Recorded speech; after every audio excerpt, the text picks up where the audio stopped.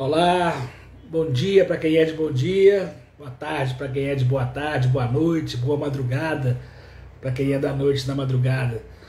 Vocês estão na plataforma Contém Amor, Amai-vos, que reúne pessoas interessadas em compartilhar experiências, vivências, ideias em torno do amor, dos direitos humanos, de tudo aquilo que nos humaniza, que nos torna melhores, mais justos, mais fraternos.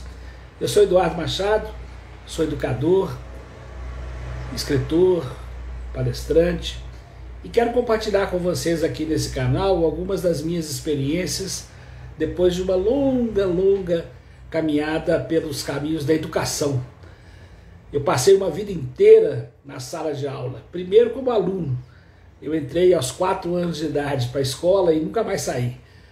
Eu fui ao longo do tempo misturando as coisas e funções até me tornar aluno, professor, aluno, aprendendo e ensinando muito e sempre, como aqui nas redes sociais. Um dos aprendizados mais importantes desse tempo foi o caráter subversivo que pode haver na educação. Educar é perigoso, é muito perigoso.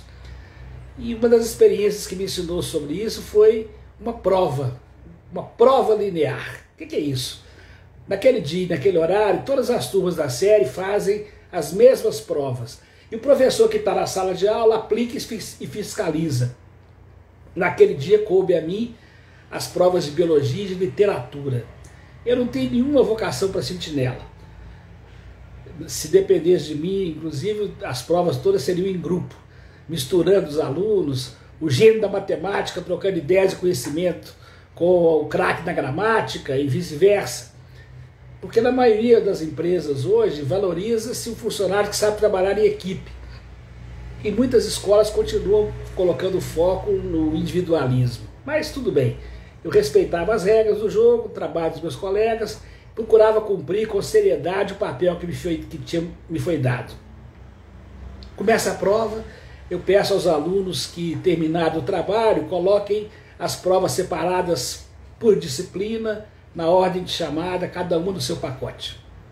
Tudo vai bem, o clima tranquilo, a turma inteira debruçada sobre aquela folha de papel, 48 cabecinhas concentradas, eu de olho neles, eles de olho em mim.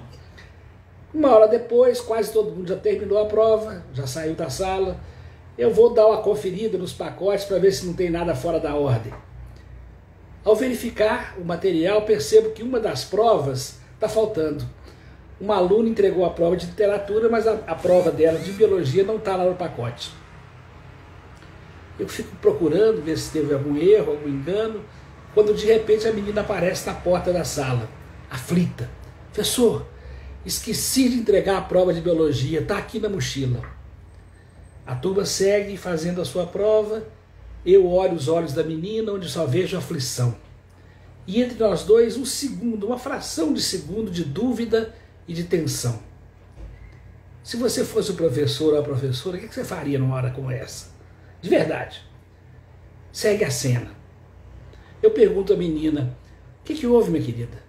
Eu saí conferindo o gabarito, professor, acabei me confundindo e guardando uma das provas na mochila. Olho novamente os olhos da menina, onde parece antecipar-se um possível não, um provável não.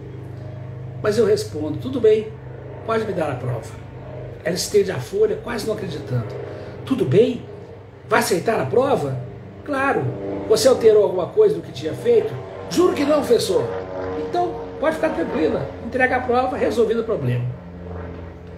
A menina vai-se embora e eu volto à rotina da fiscalização. Mas aquele olhar aflito e surpreso não me sai da memória.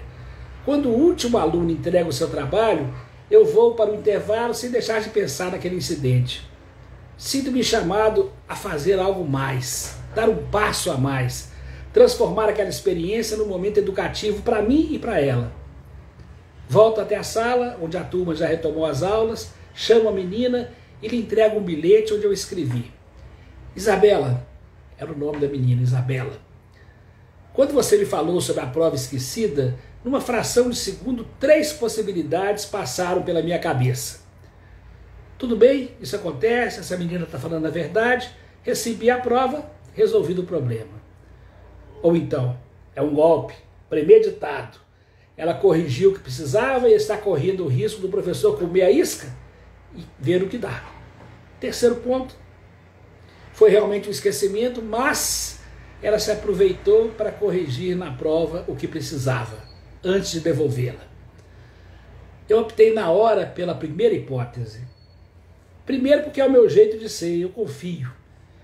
Viver desconfiando de tudo, de todos, deve ser insuportável. Segundo, por você mesma.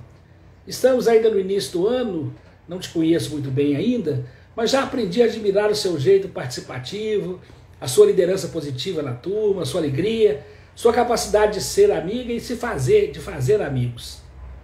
Tudo na vida nos ensina, inclusive o erro.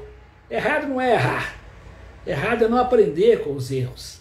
Um erro que nos ensina cumpre uma importante função, nos faz melhores, mais sábios, nos faz crescer. Nesse caso, o erro foi apenas uma distração. Então, fique mais atenta, corrija-se e vida que segue, cada vez melhor. Sempre na confiança, um abraço carinhoso, Eduardo. Volto à minha rotina de trabalho. Mas a história não tinha terminado. No dia seguinte, ao entrar na minha sala, encontro um bilhete cuidadosamente dobrado e colocado sob a porta que diz: Professor Eduardo. Confesso que no seu lugar também passariam pela minha cabeça todas aquelas hipóteses que passaram pela sua. É uma situação difícil, na qual não posso provar que estou falando a verdade a não ser a minha palavra. Mas gostaria de afirmar novamente que me distraí ao entregar a prova e guardei a de biologia na mochila. Quando saí, fui conferir a apostila e uma questão da prova, e lá estava lá a prova na mochila. Fiquei assustada e, sem pensar muito, fui diretamente a você explicar o que havia acontecido.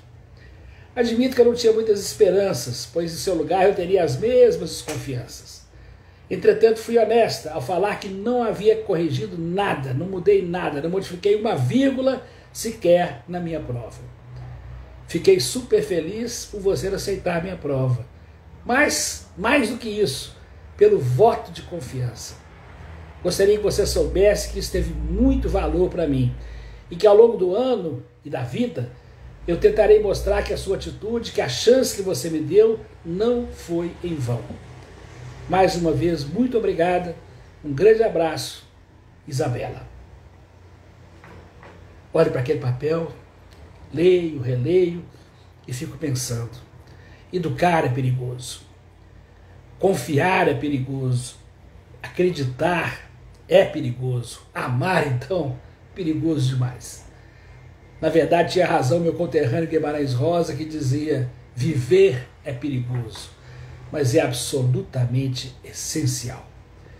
Saio da minha sala e tenho minha atenção chamada para o painel pintado pelo Padre Nelson nas paredes da pastoral em 1987, onde escrevia lá os estatutos do homem. E estava escrito: fica decretado que o homem não precisa nunca mais duvidar do homem. Que o homem confiará no homem como a palmeira confia no vento. Como o vento confia no ar, como o ar confia no campo azul do céu. O homem confiará no homem como o homem confia em outro menino.